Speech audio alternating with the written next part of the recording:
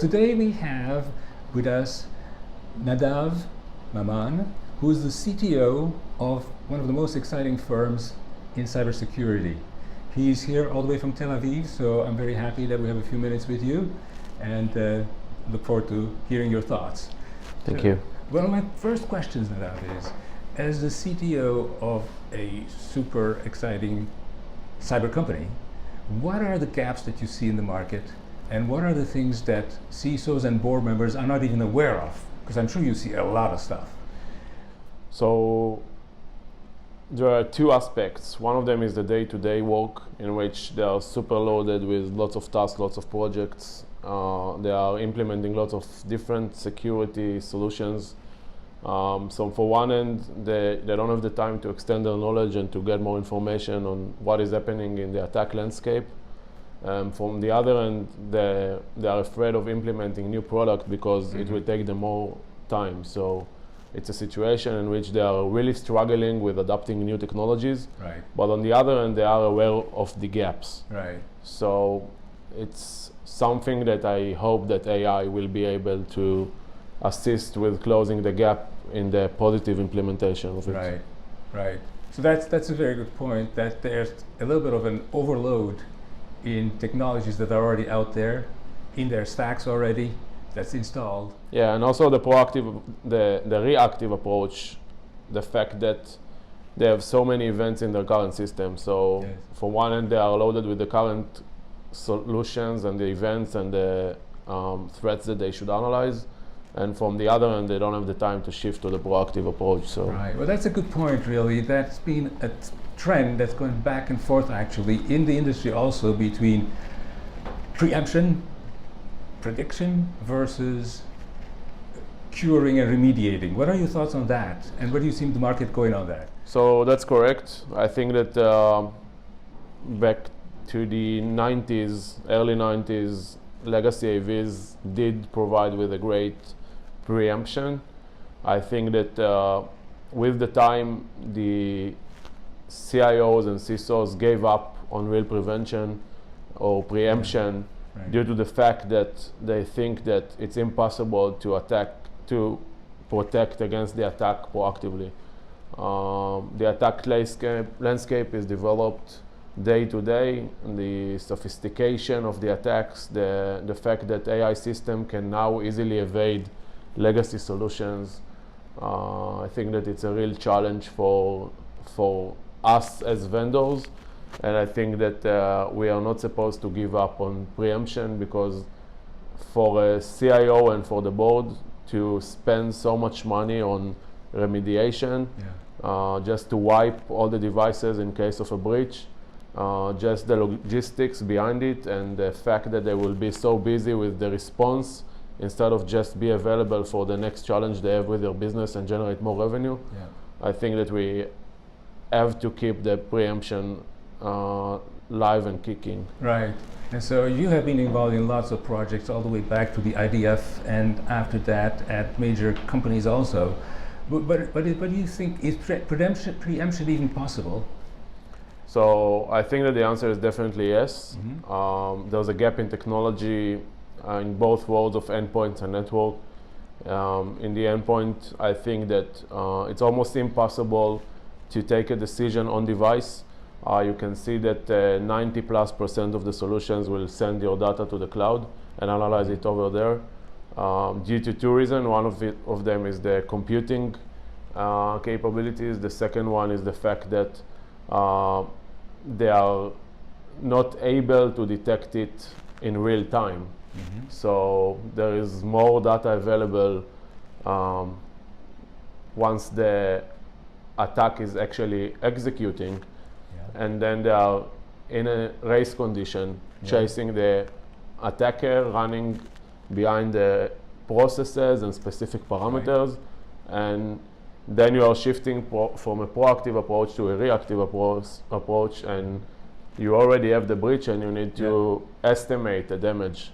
So I think that we definitely can demonstrate preemption approach. We are doing it in Deep Instinct, and I hope that CIOs will not give up, and that they will believe that we can actually protect them. Yeah, well, from what I've seen, and that's why I think it's such an exciting technology, Deep Instinct is able to do exactly that, right? Pre-execution,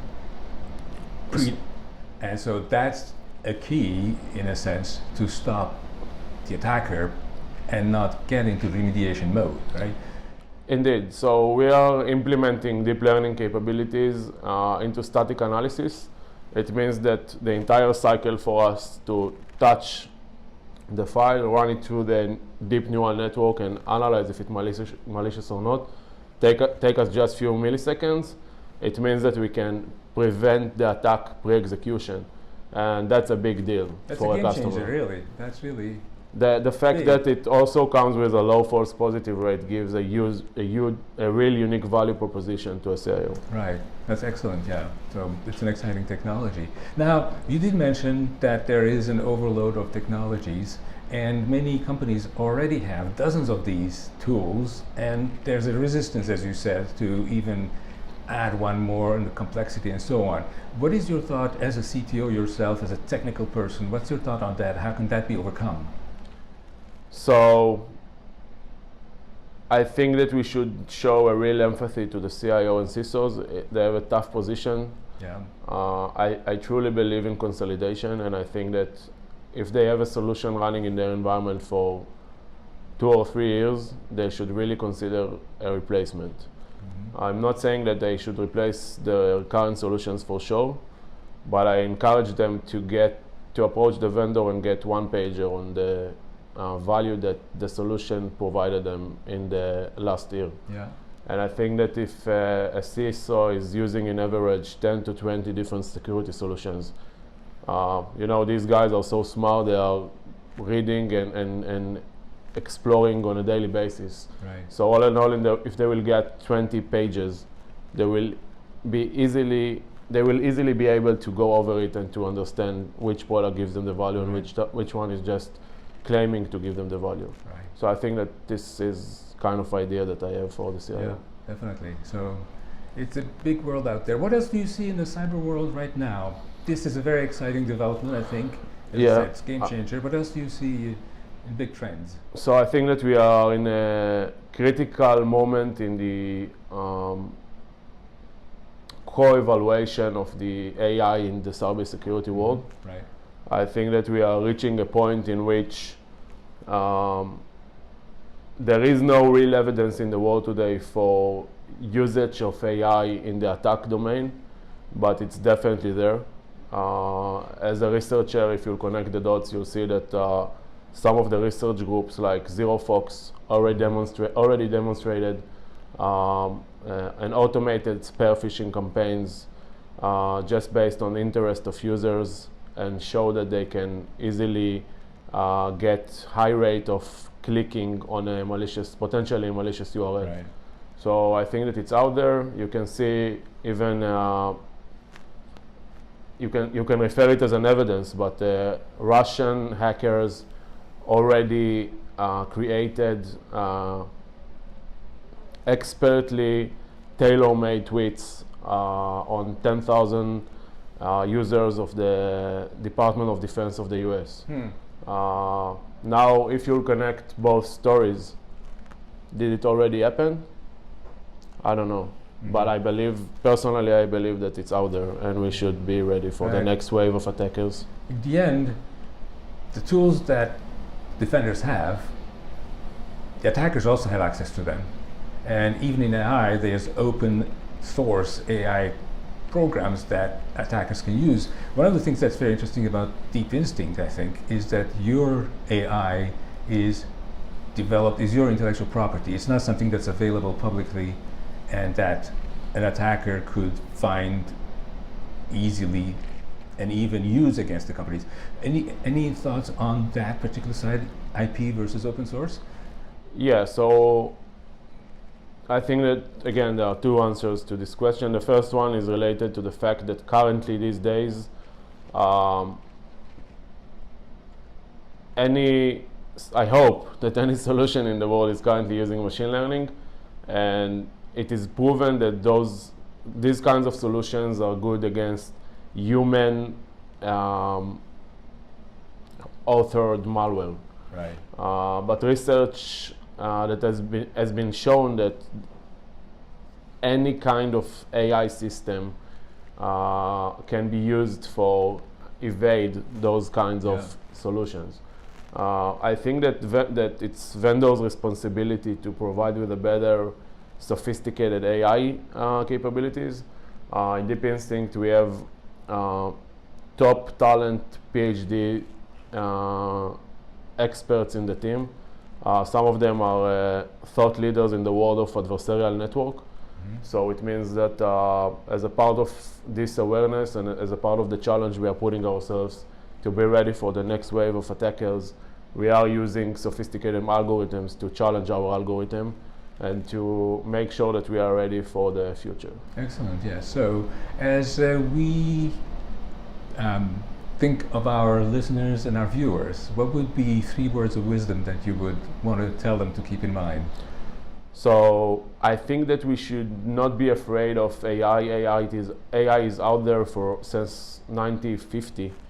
So for more than 40 years, I think that it's around us, but it is going to have more impact in our day-to-day life. So I think that we should be ready for this challenge together, the vendors and the CIOs. I think that we are all thinking on a good world. We are looking on the positive side of the cybersecurity. And the second sentence is that any decision that you are taking as a CIO or a CISO, it's not a bet. You are choosing a solution, do it after you tested it, test the latest technologies, and don't be afraid to implement. I think that it is also clear for the vendors that you have no time for big projects and that you need to deploy the solution quickly and continue to the next tasks. So try other solutions and make sure that you are ready for the next challenge. Yeah, great. So in a sense, the technology is out there and AI is going to continue growing. So defenders have also to be ready for AI and have the skills in-house and the software in-house to make it happen. And I like what you just said, the technology vendors and the CISOs working together to make sure that the protection is in place. So thank you very much. Sure. I look forward Thank to you for your time. seeing you again, and all the best. Thank you and good luck. Thank you.